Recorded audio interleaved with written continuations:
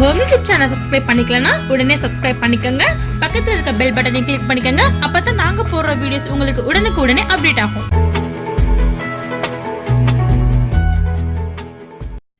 வணக்கம். நம்ம இன்னைக்கு கத்திரிக்காய் புளிக்கட்டா பார்க்க போகிறோம். அதாவது மட்டன் பிரியாணிக்கு ஒரு மேட்சான சைடிஷ். இப்போ நம்ம வந்து கல்யாண மாஸ்டர் பிரியாணி மாஸ்டர் எப்படி வந்து கத்திரிக்காய் புளிக்கட்டா செய்வாங்களோ அதே டேஸ்ட்டில் நான் கல்யாணத்துக்கு செய்ய போகிற கத்திரிக்காய் புளிக்கட்டா செஞ்சு காட்ட போகிறேன். இது கத்திரிக்காய் 3 கிலோ வேணும். அதுக்கடுத்து என்னென்ன புல்கள் வேணும்னா கசகசா ஒரு 50 கிராம் கசகசாவை வாங்கி நல்லா வறுத்து எடுத்து வச்சுக்கோங்க. நான் என்னென்ன புல்கள் வேணுங்கிறத வந்துட்டு நான் கரெக்டான அளவை சொல்கிறேன். இப்போ நம்ம செய்ய போகிறது வந்து 150 பேர் தொட்டுக்கலாம். அதாவது 150 பேர் தொட்டுக்கிற சாப்பிட்ற போகிற பிரியாணிக்கு நம்ம 150 பேர் சாப்பிட்ற அளவுக்கு தான் அந்த புளிக்கட்டாவும் செய்ய போகிறோம். நல்லா புளிச்சிட்டு ரொம்ப சூப்பராக இருக்கும். பிரியாணிக்கு ஒரு மேட்சான சைடிஷ் இது. ரொம்ப சுவையாக இருக்கும். முதல்ல கசகசாவை வறுத்து எடுத்து வச்சுக்கோங்க.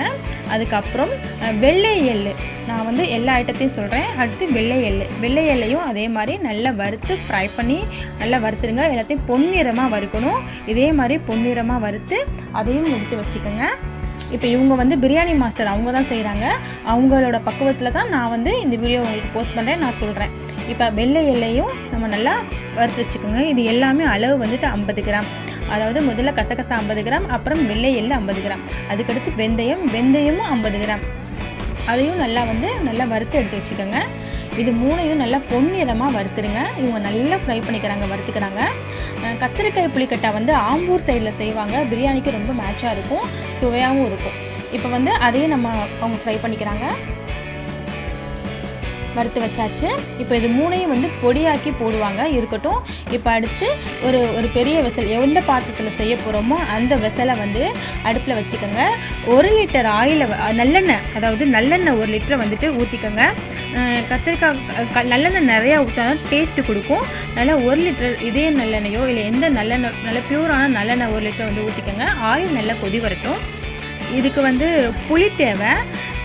புளியை வந்து 1/2 கிலோ வாங்கி ஊற வச்சுக்கோங்க. நான் அதையும் சொல்கிறேன். இப்போ நல்லெண்ணெய் வந்து நல்லா கொதி வரட்டும். நல்லெண்ணெய் கொதி வந்ததோட மிளகு, அதாவது மிளகு வந்து ஒரு 100 கிராம் மிளகு வந்து அதில் போட்டுடலாம். நறுக்கி போட்டுட்டாங்க அதில். இப்போ வந்து மிளகு நல்லெண்ணெயை சேர்த்து நல்லா கொஞ்சம் ஒரு வதக்கிடுங்க. நல்லா கொதி வந்து அந்த மிளகு வந்து பொரியட்டும். இப்போ அதோட என்ன பண்ண போகிறோம் அப்படின்னா, அடுத்து சீரகம் வந்து ஒரு 50 கிராம் போட்டுக்கோங்க. அதுவும் நல்லா அதோடு சேர்ந்து நல்லா கொதி வரட்டும். இப்போ ரெண்டையும் நல்லா ஒன்றா மிக்ஸ் பண்ணிவிடுங்க.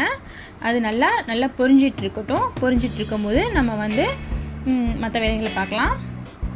இது நல்லா இங்கே பாருங்கள் கொதிச்சிருச்சு. நல்லா இது வந்துருச்சு. இப்போ வந்து ஒரு பச்சை மிளகாய் வந்து ஒரு 150 கிராம் பச்சை மிளகாய், கருவேப்பிலை வந்து ஒரு கைப்பிடி அளவு, அதாவது அதை ஃபஸ்ட்டு கருவேப்பிலையை போடுறாங்க. அதுக்கப்புறம் பச்சை மிளகாய் வந்து ஒரு 150 கிராம் பச்சை மிளகாய் போட்டால் கொஞ்சம் காரமாக இருக்கும். அதே மாதிரி வெங்காயம் வந்து 1/2 கிலோ வெங்காயத்தை வந்து நல்லா இது மாதிரி நிறமாக நறுக்கி அந்த 1/2 கிலோ வெங்காயத்தை போட்டாச்சு. நல்லா வதக்கணும். வெங்காயம் வந்து பொன்னிறமாக ஆகணும்.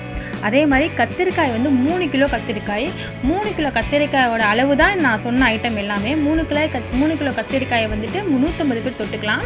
அதுக்கு இந்த நான் சொன்ன அளவில் எல்லா பொருட்களையும் வாங்கி இது மாதிரி பண்ணிங்கன்னா உங்களுக்கு சூப்பரான கத்திரிக்காய் புளிக்கட்டை ரெடி ஆயிடும். வெங்காயத்தை நல்லா பொன்னிறமாக வதக்கிக்கோங்க. அதே மாதிரி கத்திரிக்காயை 3 கிலோ வாங்கி பூச்சி இல்லாமல் நல்லா நீளமாக நறுக்கி வச்சுக்கணும். நான் ஆரம்பத்தில் நறுக்கினதை வந்து காட்டினேன். இப்போ புளியை நம்ம 1/2 கிலோ புளி வாங்கி நல்லா கரைச்சிடுங்க.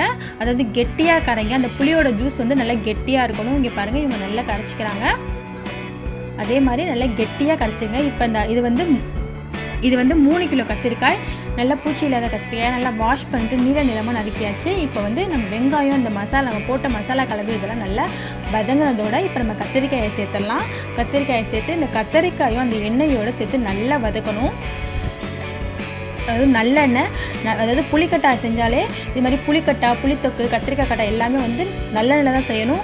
அப்புறம் மிளகாய்த்தூள், அதாவது மிளகாய்த்தூள் வந்துட்டு ஒரு 50 கிராம் போட்டிருக்காங்க. எதுக்குன்னா நம்ம ஆல்ரெடி வந்து இது சேர்க்குறோம், அது நான் மிளகாய் சேர்க்குறோம். ஸோ மிளகாய்த்தூள் 50 கிராம். அதே சமயம் மல்லித்தூளும் போடுவாங்க. மல்லித்தூள் வந்து இதெல்லாம் டேஸ்ட்டுக்காக தான். மல்லித்தூளும் ஒரு 50 கிராம் அதோடு சேர்த்துருங்க. இப்போ வந்து நல்லா கிண்டிக்கணும். நல்லா எவ்வளோக்கு எவ்வளோ வதக்கல் கொடுக்குறோமோ, எவ்வளோக்கு எவ்வளோ கத்திரிக்காய் எண்ணெயில் சேர்த்து நல்லா முருகுதோ, இந்த மசாலா சேர்த்து எவ்வளோக்கு எவ்வளோ முருகி வருதோ அவ்வளோக்கு எவ்வளோ கத்திரிக்காய் புளிக்கட்டை ரொம்ப சுவையாக இருக்கும். இப்போ எல்லாத்தையும் போட்டு நல்லா வதக்கிக்கிறாங்க. இவங்க செய்கிறது வந்து பிரியாணி மாஸ்டர் தான் செய்கிறாங்க. அவங்க ஸ்டைலில் தான் நான் சொல்கிறேன். அவங்க வந்து எவ்வளோக்கு யூஸ் பண்ணுற அளவே நான் சொல்லியிருக்கேன். ஸோ இது மாதிரி நீங்கள் பெருங்கொண்ட ஃபங்க்ஷனுங்களுக்கு நீங்கள் யூஸ் பண்ணிக்கலாம். இப்போ கொஞ்சம் தண்ணி ஏன்னா வேகணுங்கிறதுக்காக ஒரு 3 கிலோ கத்திரிக்காய் அப்புறம் சும்மா ஜஸ்ட் ஒரு 1.5 டம்ளர் தண்ணி சேர்த்துக்கலாம். அந்த 1 டம்ளர் தண்ணி சேர்த்து இப்போ எல்லாத்தையும் ஃபுல்லாக நல்லா அதிலே வந்து வேகட்டும். அதாவது அதிலே அழகாக வேற்று ஊற்றி அதிலே வந்து முருக வேகணும். அவ்வளோக்கு வந்து கரண்டி வச்சு கிண்டி விட்டுட்டே இருங்க. இப்போ அடுத்து நம்ம ஃபஸ்ட்டு நம்ம எள்ளு மிளகு கசகசா போட்டு வறுத்தோம்ல, அதை வந்து அரைச்சி பொடியாக்கிக்கணும். அந்த பொடியை மிக்சியில் போட்டு அரைச்சி பொடியாக்கிக்கிட்டு இப்போ நம்ம இதோட வதக்குனதோட இப்போ அந்த பொடியை சேர்க்க போகிறோம். இப்போ வந்து மூடி வச்சிடலாம். இப்போ அடுத்து புளியை வந்து கரைச்சி வச்சுக்கிட்டோம். 1/2 கிலோ புளி நல்லா கரைச்சி அந்த சீடெல்லாம் அதாவது புளி விதைகள் எல்லாம் ரிமூவ் பண்ணிட்டு நல்லா கெட்டியாக இங்கே பாருங்கள் கெட்டியாக கரைச்சி அவங்க எடுத்துக்கிறாங்க. நல்லா ரொம்ப தண்ணி இல்லாமல் தண்ணியாக கரைக்கக்கூடாது, கெட்டியாக கரைக்கணும். அப்புறம் தண்ணியாக ஊற்றினா அப்புறம் கத்திரிக்காய் வந்து நமக்கு கிரேவி மாதிரி கட்டா மாதிரி கிடைக்காது, அப்புறம் குழம்பு மாதிரி போயிடும். ஸோ நல்லா கெட்டியாக இப்போ வந்து புளியை வந்து எடுத்து வச்சாச்சு. இப்போ அந்த புளி கரைச்சலோட நம்ம ஃபஸ்ட்டு ஸ்டார்டிங்கில் வறுத்து அரைச்சோம் பார்த்தீங்களா, எள்ளு கசகசா எள்ளு வெந்தயம் அது 3ஐயும் வந்து இங்கே பாருங்கள் முதல்ல இந்த புளி கரைச்சலை வந்து வடிகட்டிடுறாங்க. எதுக்கு அப்படின்னா அதில் எதுவும் நார் விதைகள் இருந்தால் அதுக்காக ஒரு சலடை வச்சு நீங்கள் ஃபில்ட்ரு இருந்தால் நீங்கள் ஃபில்ட்ரு யூஸ் பண்ணி வடிகட்டிக்கலாம். இவங்க வந்து சலடை கூட வச்சு வடிகட்டுறாங்க. இப்போ அந்த வடிகட்டினதோட அந்த கரைச்சலோட அவங்க அரைச்சி வச்ச அந்த எள்ளு கசகசா அதை போட்டு வெந்தயம் அதை போட்டு நல்லா மிக்ஸ் பண்ணிக்கிறாங்க. ஆரம்பத்தில் அரைச்சோம்ல அது போட்டு மிக்ஸ் பண்ணி நல்லா கலந்துக்கிறாங்க. அதில் போட்டு மிக்ஸ் ஏன்னா அப்படியே போட்டால் கட்டியாக விடும், அதுக்காக கையால் அந்த புளியில் கரைச்சி போட்டுக்கிறாங்க. இப்போ டேரெக்டாக வந்து அந்த நம்ம கத்திரிக்காய் வதக்கல்ல போட்டால் கட்டியாக போயிடும், அதுக்காக தான். இப்போ நல்லா ஃபுல்லாக கலந்துக்கிட்டு கத்திரிக்காவை நீங்கள் புளியை வந்து என்ன பண்ணுறீங்கன்னா கெட்டியாக கரைச்சிக்கோங்க, அதுதான் நல்லது. தண்ணியாக கரைச்சா நமக்கு வந்து கத்திரிக்காய் புளிக்கட்டா ஒழுங்காக கிடைக்காது, அப்புறம் தண்ணியாக போயிடும். ஸோ இப்போ நல்லா கரைச்சாச்சு. அந்த பக்கம் கத்திரிக்காய் நல்லா வெந்துட்டுருக்கு, நல்லா வதங்கலாக வெந்துக்கிட்டுருக்கு. இப்போ அதோட இதை நம்ம சேர்த்துற வேண்டியது தான். இது ரொம்ப சுவையாக இருக்கும். பிரியாணிக்கு ஒரு மேட்சான ஒரு சைடிஷ் இது. இப்போ வந்து அவ்வளோதான் ரெடி ஆயிடுச்சு. இப்போ நம்ம இதை வந்து கொண்டு போய் சேர்த்துடலாம். இப்போ கத்திரிக்காய் வந்து அடுப்பில் வச்சு வதக்குனதோட இது நல்லா எண்ணெயில் பட்டு நல்லா வதங்கிடுச்சு.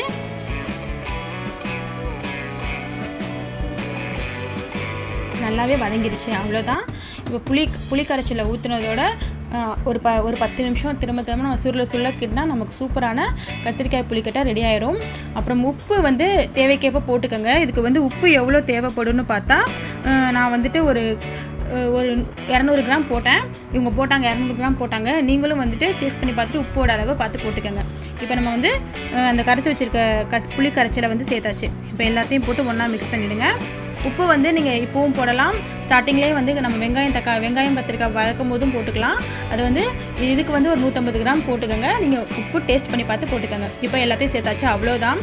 இப்போ ஃபுல்லாக ஒரு 10 நிமிஷம் வச்சு நல்லா சுருள கிண்ணதோட நம்ம அடுப்பை ஆஃப் பண்ணிடலாம். நமக்கு சூப்பரான சுவையான கத்திரிக்காய் புளிக்கட்டை ரெடி ஆயிடுச்சு. இது வந்து பிரியாணி மாஸ்டர்ஸ் அவங்க சமைச்சது தான். அவங்க எப்படி செய்வாங்களோ, கல்யாணத்துக்குலாம் எப்படி செய்வாங்களோ அதே அளவு கொண்டு நான் 3 கிலோ கத்திரிக்காய்க்கு ஒரு 150 பேர் சாப்பிட்ற அளவுக்கு சொல்லியிருக்கேன். நீங்களும் செஞ்சு பாருங்கள், ரொம்ப சுவையாக இருக்கும், ரொம்ப டேஸ்டியாக இருக்கும். நீங்களும் ட்ரை பண்ணி பாருங்கள். உங்கள் வீட்டில் பெருங்கொண்ட தேவைகளுக்கு நீங்கள் செஞ்சு நீங்கள் சாப்பிட்லாம். இந்த வீடியோ பிடிச்சிருந்துச்சுன்னா நம்ம சேனலுக்கு சப்ஸ்கிரைப் பண்ணுங்கள். தேங்க்யூ.